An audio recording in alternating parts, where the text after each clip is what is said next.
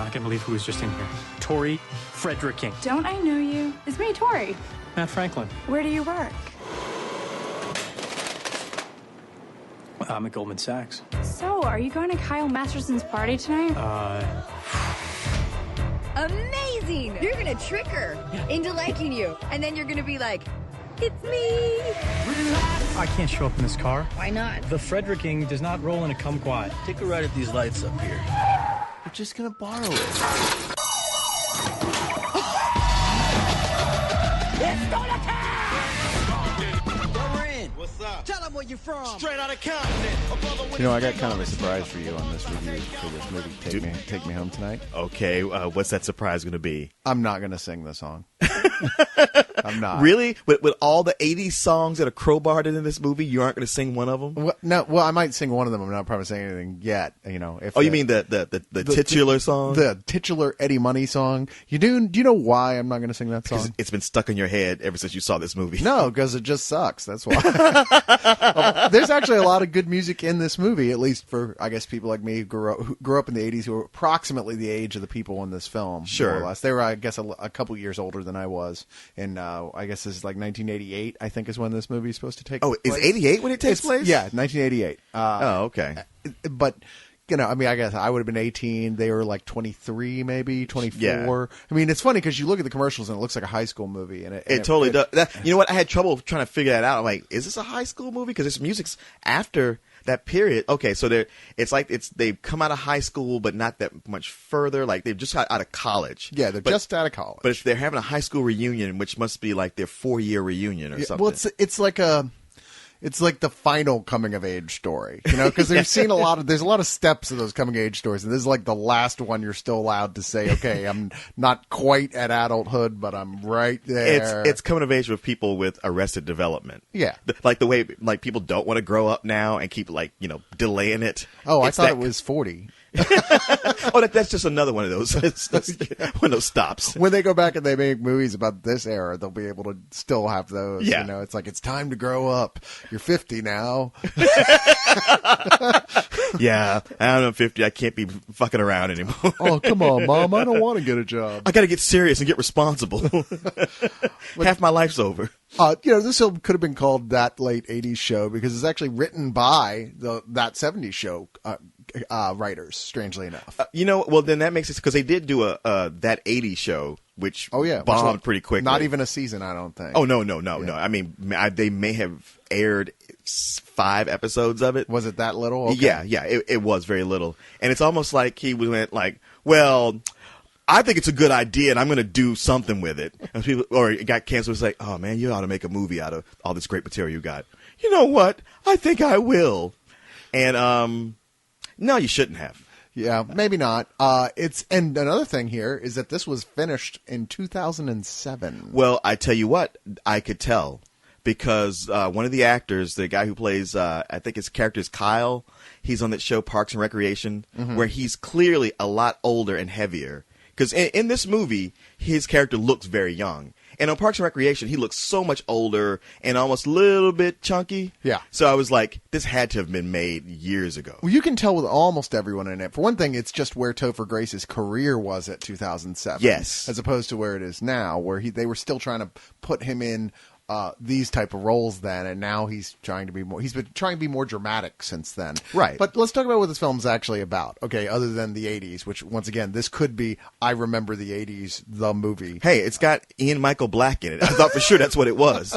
But it follows Matt, played by Topher Grace, and his twin sister, if you can believe that, since they're like separated by 6 feet in height or something. You know, I mean, it's just ridiculous. And it's got to be a major age difference between the two. Right. Wendy, played by Anna Faris, who I always liked. Sure. I always liked Anna Faris. And basically, they both graduated from college, except Matt has no idea what he wants to do. Well, he graduated from MIT. Yeah, he graduated top of the class. I mean, he's like, he could be a badass. He could be an engineer. Yes. And his father, Michael Biehn, Bain. Is it Ben? Bain. Yeah. I now say I've got Tom Or Hardy. is it Bean? It's Bain. It's one of those. It's Bain or Bean. Tom Hardy I think in my it's head Bain. all of a sudden. Yeah. he's very disappointed with him, basically. As you would be. I mean, you spent half your money for your son to go to the most prestigious college. He comes out with these great grades, and then he can't figure out what to do with his life. Yeah, he wants to work at Suncoast Video. And he works at a Suncoast Video. Yeah, for you kids who aren't old enough for that, they used to have these things called videos, and they would put them in malls where you could go buy movies. It was a knockoff Blockbuster that was only in the malls. Yeah, it was. It was only in the malls, wasn't it? So he's just kind of, blindsiding his way through life. And he's got his best friend, played by Dan Fogler, who there's another... Oh, really? That wasn't Jack Black? I know, but there's another key. He wasn't as fat as he is now, either, watching it. I was like, oh, well, yeah, I could have sworn that guy was fatter. It's like, oh, well, don't worry, he will be. That's so sad. But he's playing exactly the role you'd expect him to be. Yes, he's like, okay, Jack Black's not picking up our calls, and we got to start shooting Friday. Get Dan Fogler. Right. Who is really the new baby fetus Jack Black, Yeah. It's like, man, Fogler, I hate to break it to you, but we're already sick of Jack Black. I don't know what you're going to do. I know, right? And he's like the party stupid guy, stupid friend who is never going to go anywhere with his life. Yeah. But he's the sort of the friend that's making Topher Grace's character hang on to his adolescence more than anything else. It's kind of a movie cliche that actually mimics real life, in that most guys have a complete fuck up friend who they shouldn't be friends with, and if they have a girlfriend, that the girlfriend hates that friend, but you're just loyal to him anyway. Right. You keep him around. Of course, Matt doesn't have a girlfriend because he's one of those people doing the worst thing of all. And I'm talking to some of you spillions out there, you know who you are, who have told me, oh, but I'm so in love with this one girl. Yeah. You gotta drop that shit, man. That's some Hollywood fantasy thing. And that's what Matt Topher Grace's character is doing. He's obsessed with the girl who was nice to him in 6th grade and has not been able to move on since then. It like when he tells the story of the time they almost hooked up, even when he blew it then, but how she was nice to him. Okay, it's a sweet story, but when you add up the time from when that story happened to where he is now, stunted in his development, it's just pathetic beyond words. And this is Teresa Palmer, who I admit is really hot. I could see if you were going to... She was the girl at the Sorcerer's Apprentice, wasn't she? Yeah, and I am number 4. Oh, okay. Yeah, she was one of the aliens in there, apparently. Really? Yeah, well, that's what it says in Wikipedia, anyway. Okay. That's odd, but all right. Yeah, she's been in a couple other really crappy movies, like 237. I don't know if you ever saw it. No. Awful movie. Bedtime Stories with Adam Sandler. Oh, yeah. I know you tried to block that out. Yes, I did. Sorry to tried really hard to block that out. Sorry to bring that hell rushing back into your consciousness. But you know what? So he's just talking to his friends. I mean, it throws it in there so fast that this is the plot setup. I mean, it's like people having the same conversation that if you put this in the context of real life, they must have had 10 billion fucking times. That you would smack anybody who wouldn't stop having the same goddamn conversation of exposition, just so we know he's obsessed with this girl, so we know Anna Faris is going to get engaged to some fratty douchebag type guy, except she also has dreams of being a writer and going off to college in London. Yes. I mean, they're trying to set up a John Hughesian situation here, and it's so obvious that's what they're doing, and they're not doing it in sort of a hey, look, it's an 80s movie, so we're spoofing John Hughes. They're not doing it like that. They're doing it like we're hoping we can make a movie like a John Hughes film. Yeah, I mean, that's the thing. I mean, like the knowing wink, like I don't like too much of that, but I like a little bit. Yeah. It shows that the movie has a brain. And it's like there's a part of me that wants to say, okay, maybe I'll give you credit in that you're making an 80s movie that's based in the 80s, sorta. And a little check mark for trying. But it is so obvious and ham-fisted and, need I say, unnecessary. Yeah. I mean, this story, there's nothing about it that says it needs to be set in the 80s at all. It could be. Why not set it now? Why not set it in the It's nothing special about it except they went like, hey, people love this. People from the 80s will get a kick out of it. And like, well, no, actually, Hot Tub Time Machine actually had a way of doing that, of like celebrating and making fun of it at the same time. But the thing is, this is kitschier looking than the Hot Tub Time Machine. Sure. Because there you actually see normal looking people who are just dressed normally, wearing jeans and a t-shirt, whatever. Because there were people who always just dress and look like they do in every era, right? Nothing extreme. Here, everybody has a poofed haircut and Yeah. neon clothes, and it is like walking around in a thrift store that's devoted to nothing but the 80s, and it's just false. It rings so false. It's not done to be funny. It's done because somebody didn't have a clue what they were fucking doing. Right. And it just seemed like there's that point somewhere later in the film where it almost felt like it got dropped, like it just wasn't even a part of it anymore. Yeah. And just the plot, it really is just so cookie cutter. But man, I went in this thinking like I'm not expecting much. It's low rated on Rotten Tomatoes, and it's probably just okay. And I ended up just really, really not liking it. I was just bored mostly, and they just don't write characters that are likable really at all. I mean, Topher Grace, his whole the way the stuttering shtick that he goes into, it's frustrating. It's like there's nothing clever or even identifiable about it. Well, here's the problem with that exactly, is that they make him start off being, the thing we always hate, we always say we hate, where people tell lies when there's no reason to tell lies. And Yeah. no sane person would do that. They just don't communicate. No, I work at Goldman Sachs. No, you don't. No way you work there. No, I do. I work in Asian takeovers. That's funny. Because you know where I work? You work at Goldman Sachs? You bet your legs I do. You don't need to walk to speculate currencies. I said you don't need to walk to speculate currencies! What do you do, anyway? I thought you went to MIT. I work at Suncoast Video. Wow. Congratulations. Mom and Dad must be psyched. I'm gonna get out of here. Check this out, moonwalk. And in this film, it's because he sees the girl walking into his store, the Suncoast, the girl he's crazy about. So he goes and runs outside through the back door, strips off his employee uniform so he just looks like a normal guy, comes back in and tells her, oh, yeah, no, I have this great job. I work for Goldman Sachs. My life is great. And, they set up basically to meet at the big party going on that night, coincidentally at the house of the guy who his sister is dating, which is weird because at that point he didn't know about that party. I know. I was like, wait a minute. It's like, how did he not know about that party? It's because it's bad writing. That's how.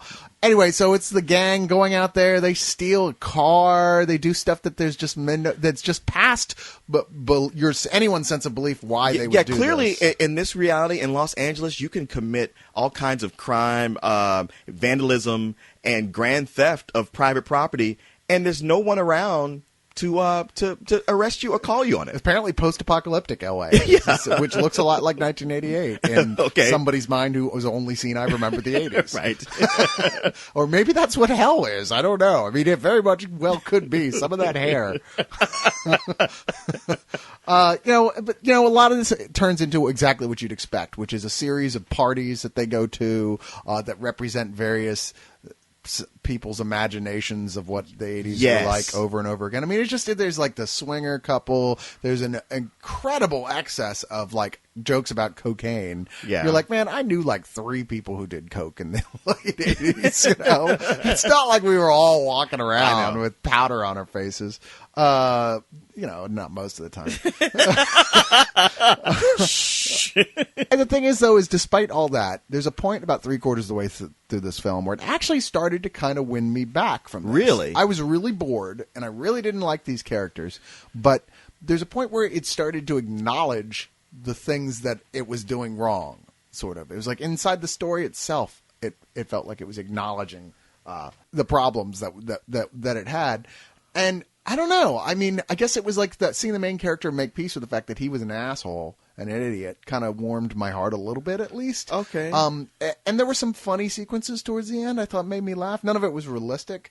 And I will say this, and this comes from the heart of a Buffy the Vampire Slayer fan, is that Buffy's younger sister, Dawn, Michelle Trachtenberg, is in here. I love Michelle Trachtenberg. Yeah, I do too. And she's playing the hottest girl in this entire fucking film. She's like the total goth who, for reasons unbeknownst to anyone, is at the jockey party. I don't know. She's like the one goth it makes no there. sense that she's there. No sense at all. But she's super hot. Like at that whole party, if 1988 and I was the guy obsessed with the girl, it would have been her. Yeah.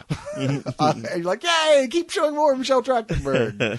I don't know. I wish I had better things to say about this because, like I said, I like the score, and I think that I love when one of these movies can do this sort of thing right, like Can't Hardly Wait, which I thought was a You know what, dude? That's exactly what I kept thinking. I was like, Can't Hardly Wait is the blueprint on on how you do one of these movies. Yeah. Where it's the party, things go crazy, and it's the guy who's obsessed with the girl that he's always been in love with, and he gets the girl. Yeah, that one hits it. You know what you're in for. It goes through all the emotions that are familiar, and yet it works. Yes. Every character is charming. Everyone's motivation makes sense. Yeah. The zany parts you laugh at, but they don't take away from the story. Yeah.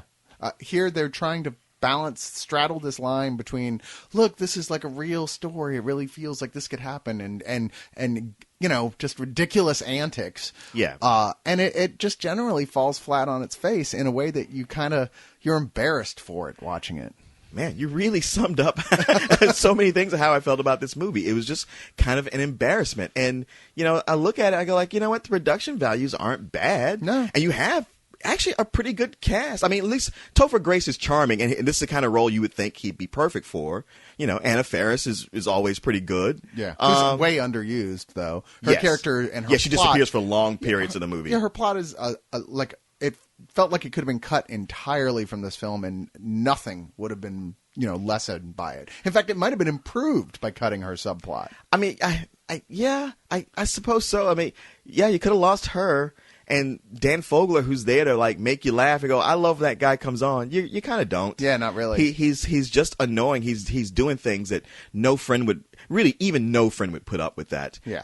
And the stuff he does, the antics, the things, the way they break the law and don't acknowledge it. That's probably what bugged me the most is how many things went unacknowledged. Not just the breaking the law, destruction of private property, but the fact that when you get right down to it, Topher Grace is in love with this girl because she's pretty, and she's mad at him because he's not actually a banker. But she fully admits that, hey, if I hadn't believed your lie, I would never have talked with you, never even talked to you. But there's no point does she look at herself and go like, wow, that was real shitty of me. I know. It's like you want to go, can we just both agree that we're both completely shallow people and move on from there and have shallow children together? Yes. or at least acknowledge our bullshit and maybe try to start over from there. Or like, hey, you know what? We just had a lot of cool stuff happen. Why are you getting hung up on this one thing? Well, you've seen, of course, that cartoon that's been going around with the fights, comparison of a fight between a man and a woman when the man does something wrong and a woman does something wrong? Yes. Right? Where both of them end with the man going, I'm sorry. Right. It is totally that. Yeah. Yeah. You know what, man? I tell you, I don't like hating on movies, especially when they aren't really supposed to be, like they aren't trying to do something big. But I just don't really have anything good to say about this. I mean, I came out of it going like, wow, I'm not angry about it, if there's any positive thing I could say, but it was a complete waste of my time. And I have to give it some old bullshit. Wow, that's pretty harsh. I'm not quite that bad on it, partially because I did enjoy the soundtrack, and it's ever present in here. I mean, believe me, they're plugging it in constantly, and most of the songs in it, with the exception of the title, are pretty good 80s songs. I'm like, yeah, I loved this song, man. So I'm enjoying it on listening to my iPod level on some degree, and there are some jokes here and there that work, and there are some character things I thought were a little charming, and I thought towards the end it did kind of find a heart. So I'm going to give it a low rental, and I feel like that is exactly how I felt about it. Okay. Not being fair, low rentals, high some old bullshit. High some old bullshit. I mean, the thing is, like the songs, even though they're good songs, they're such the hit songs at any station that plays oldies. It's only the songs they play. It's not anything even remotely resembling a deep cut or some of the really the better music of the 80s. No, you're not wrong. You're not wrong at all. I mean, yeah. I mean, like when you called it the I love the 80s, it's all that stuff they play in the background on those. It is. So I guess it depends on how much you love the 80s or how much you think you love the 80s. You know what? That's what it is. If you're somebody who likes to go like, man, the 80s was so crazy, even though you never actually lived through them. Yeah, then you might actually kind of enjoy this. Sure. But if you're somebody who actually lived through the 80s, then you will not feel nostalgic because of this film at all. Yeah. Not for the 80s anyway. No. Yeah. not in the least bit. That's not how I remember it. I love this song. Do you want to dance? Why can't you give yourself one night of enjoyment? Just one night! Put a little relish on your hot dog! Tori, there's something I should tell